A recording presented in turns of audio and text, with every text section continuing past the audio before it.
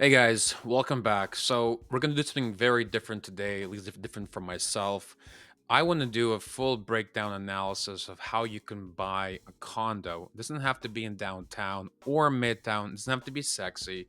It's just a condo that is located in a good area. It's the right product for that area and has potential and obviously perspective to be sold down the road for more money. Now, I'm going to bring you a live example of something that I was involved with from the start to the end. So, from buying, helping with the renovations, dealing with the design, and then figuring out the next step for the clients, and then selling. So, let's get into it. I tried to break it down as much as I can. If you have any questions, you can comment below and I'll try to respond to them in a timely manner. So, we're going to do a simple rent versus purchase analysis. So, the first starting figure is let's figure out the timeline is 2000 and give me a second. 2018, let's say end of 2008. Let's just say 2019. Okay, easier that way. So in 2019, I've just pulled up the average rent in the city of Toronto for a two-bedroom was 28.68. That's a nice number. We don't have that anymore. So this is where this number comes from, and the timeline for this particular example is based on this example right here from purchase of 450 to selling of 695, which is about 27 months. Now, this strategy is older. It's not 25 years old, but believe it or not, this is a strategy that I was taught on how to make money in real estate and how we help our clients make money in real estate. And we have repeated this strategy multiple times in this exact building and the other two buildings near it because it works. It works in different ways and it has a different outcome depending on the market. But this strategy took place, we bought it before COVID and we were dealing with renovations during COVID and we sold in COVID. So I bring it back all those memories. But so let's break it down. So the thing is, first and foremost, let's see what it looked like when we bought it. So this is an older building.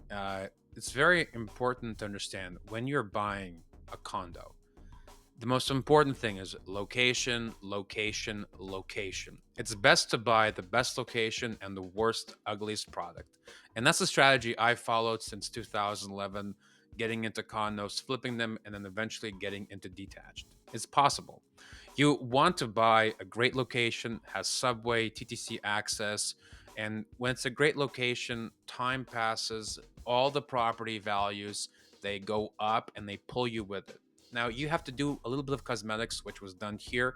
We're going to break it down. So you can see here that this is, I think, if I'm not mistaken, this building was probably built in the 70s or the 80s. So it's not a new build by no means. You have 8-foot ceilings. Look up here, popcorn quality is bad. They did change the floors in 2018 when they tried to sell the unit. So that was it. They painted, they changed the floors. Everything was OG. The kitchen, I remember this kitchen. The kitchen was not fun. It was very white, old, stained.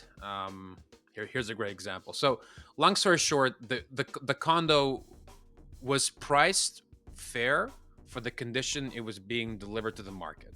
I think that is, in my opinion, always the best buy in any market. You want to buy a great location, a condo that doesn't have too much labor and too much work and renovations that you can put into it over the years and make money.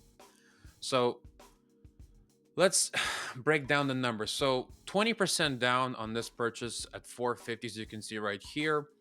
The mortgage payment, I'm just plugging into right now, TD mortgage, 2.3%, 5-year variable at the time, 30-year amortization, and it was 1385 per month. Then we can look here quickly. We had 731. I put 762 because I tried to average it over the 2 years as it went up. So 731 maintenance per month, utilities were included. That is, guys, a golden nugget. If you can buy a large unit condo of 1,100 square feet where utilities are tied to your maintenance, that's the best thing. I'm seeing some really high maintenance, utility costs in these buildings. It's not fun. So 762 utilities were covered at zero. Property tax was about 158. I also averaged it out to make sense over the next 2 years. And so what I tried to do here was I'm essentially taking the mortgage payment, the maintenance, and the property tax, and multiplying it by 27 months. 27 months represents the time from October the 19th to February the 4th, 2021, when purchased, renos, lived in it, sold. Okay. And take into account that this is the cost 62,252. It's a lot of money. It's a lot of money. I'm not gonna lie. Of the $62,000, though, in your mortgage, you're paying a principal portion. So on any mortgage calculator, you can go to the amortization schedule, look where you start, look where you finish, do the math, and I also adjusted for the 3 months that are not included in this calculation. So roughly 10 grand. Okay. Now, we're looking at an opportunity cost. Why opportunity cost? Because I'm comparing it to rent. It's going to make sense as I finish. The opportunity cost is 52,252. This is the pure cost to the individual who lived there, and that came out to be about 1935 per month. Now that's, you can really only calculate this after you've done the transaction sold. Right now, we're just speculating. We're not really speculating, but we're trying to show you the comparison of what it costs to own and what it costs to rent at the same time period. Similar products, similar areas. Okay, so now, exciting part. Clients did the property up. Now, what did they do? Here I put down a remark here on line 25, renovations 25 grand. I They did quite a lot. So they did a full kitchen, as you can see, very different from the kitchen you saw in the images below. This was IKEA kitchen, and I think stove, new appliances, countertop, quartz. Here's the one comment that I see, and I want to make it. When people get into renovations on a condo, do not go crazy with renovation costs. You want to be reasonable, because the goal here is that unless you plan to live there all your life, you have to make reasonable purchases in a condo where you can, you know, be cautious with your money and get that money out when you sell. Do not put a sub-zero fridge, for example, in your condo, or a wolf stove. I know it's cool. Do it in detached. These are the things that are very important. When you're looking at quartz, for example, it's not that important, guys, that quartz is the most expensive. It has to look nice. It has to give a new fresh of life to the condo. That's about it. Keep it low, and you're going to make a lot of return when you're down the line selling. So here's a overview. Now, if anybody ever thinks staging doesn't work, this works. Uh, Now we did list a property for 710 right here. Look, I'm not gonna lie, and it was on the market for what 6 7 days. It didn't work out. We actually tried, I believe, at that time to do an underpricing. It didn't work out. We changed the price, and after changing the price, then on the same day we sold the property on the 4th. So let's say 24 hours later for 695. Now at that time, this condo, for the size and the layout, that was the highest price recorded in Primrose. Okay. Now, 25,000 renovations today is very different than 2021. But mind you, 2021, 2020 was the panic height of the market. Renovation costs were getting crazy, comparable at that time to 2019, 2018. Now, the reason why I'm making this statement is because in today's market, you will have to spend more money renovating your condo.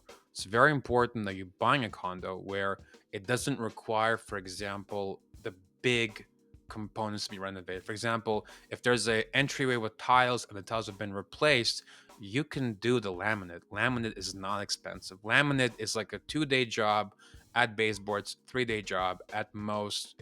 You can get laminate from Costco, from Home Depot. It's really not expensive. Where the expenses really hit are kitchens and bathrooms. So be mindful. In this unit, they did change the kitchen, but you know what? I'll show you the bathrooms. Give me a second here. The bathrooms are the same. Look at that gray tile. Look at the gray tile here. I think the toilet was changed, some IKEA shelving, a new mirror, a little bit of a towel handle, and some staging, and it looks good. If we look at the give me a quick second here. Just want to look at the master bedroom bathroom. Where is it? Oh, probably not here. And they also put in the new washer and dryer. So this is the same bathroom. Okay, I don't know why it's not there. Oh, here it is. There you go. Same thing. Believe it or not, this was original in the 2018 as well. Some shelving. Shelving goes a long way, and so do accessories. Now we always make this very clear. Nobody lives like this. Staging is a short strategy where we're always hoping to make our clients' lives not miserable, because to live in this kind of condo, meaning you can't touch anything, you can't touch the glass table, you have to wipe it off, you can't eat on the couch, you can't watch. There's actually no TV if you notice here, which is a really good one. We made a critical executive decision to pull the TV out. We put that painting, which is right here in the middle. But long story short, staging works. It's very difficult to live on a property that's staged. People have done it. And we always try to get staging done quickly so it doesn't impact the client too much. Let's get back to the numbers. All right. So sold price is $695. Okay. There we go. Now, what would you make, for example, in this scenario? So we have fees. You have lawyer commissions to agents, HST.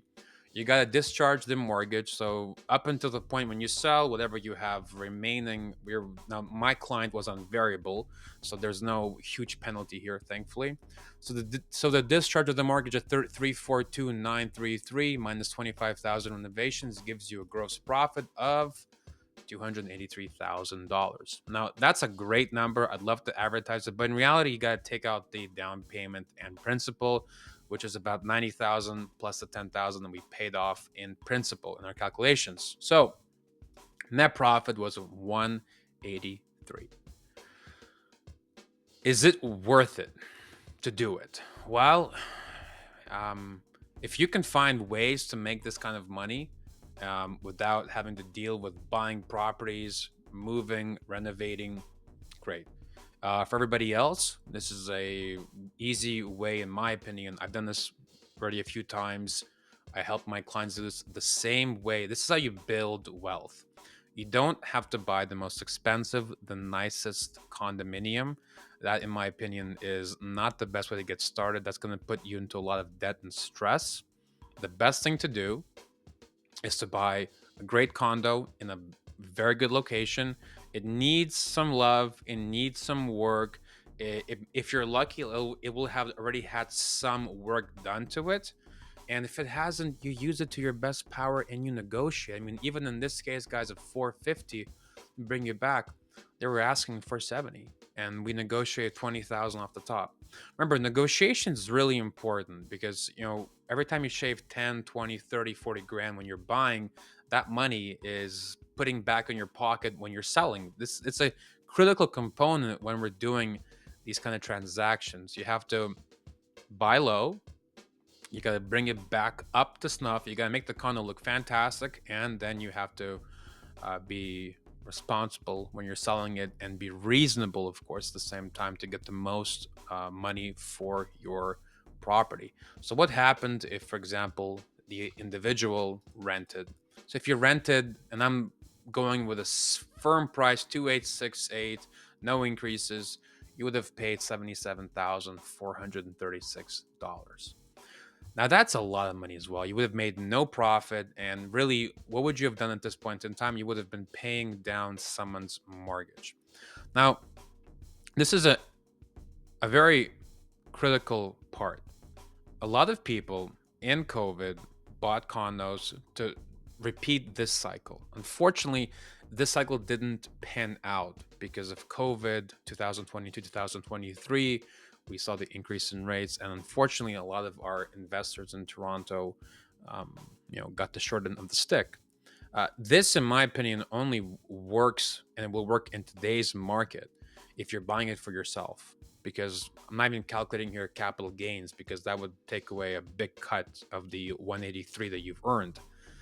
So when you're buying your condo, take a look at all the costs. It's very important to understand the cost, because you're gonna have to put your own money, your own time into your condominium, into your product, in order to bring it up to the level of where you could make your money. And in some cases, we're not gonna maybe see profit margins this high in 2 years in 2025. It may take 5 years. My first condo that I bought back in 2011, I lived in it for about 5 or 6 years before I really saw a reason to sell, because otherwise I wouldn't be making any money and there wasn't anywhere to move. So if you found this helpful, fantastic. If you have any questions, comment below. Have a wonderful weekend, guys. Take care.